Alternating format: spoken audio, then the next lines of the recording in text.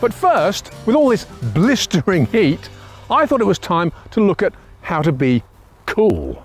Now in the second half of the program, we're going to look at how you keep cool with air conditioning, fans, that sort of thing. But right now, we're going to look at how to keep your food and even more importantly, your drink cool.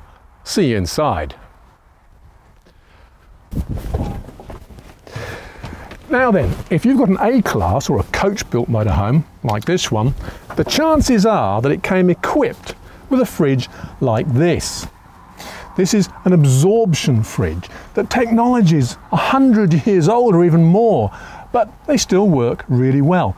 The technology is that ammonia is heated until it turns into a vapor, and then it's evaporated, and that extracts all the warmth from inside the fridge.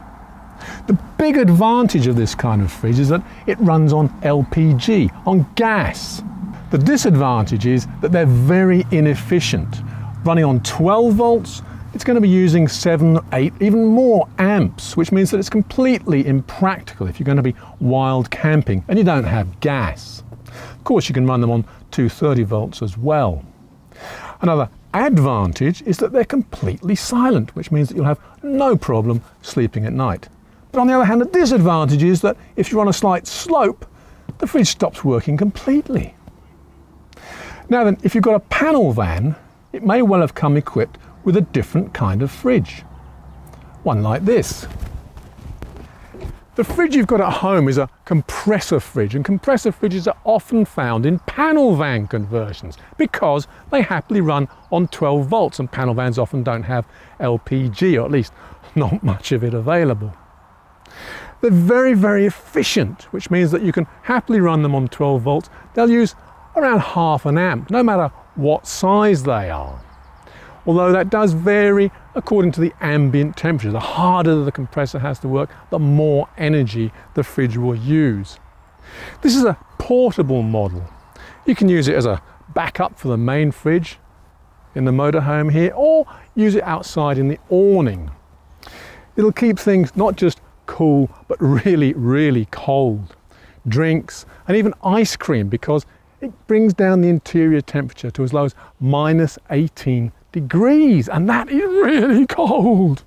Now then, if you're interested in keeping things cool rather than cold, how about this?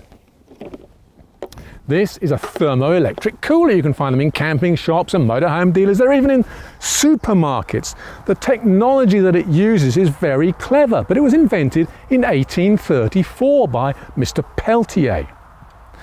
He made a discovery that if you put bits of metal between bits of ceramic, it's kind of a sandwich, and it's only about that big, and you apply an electric current, then it gets cold.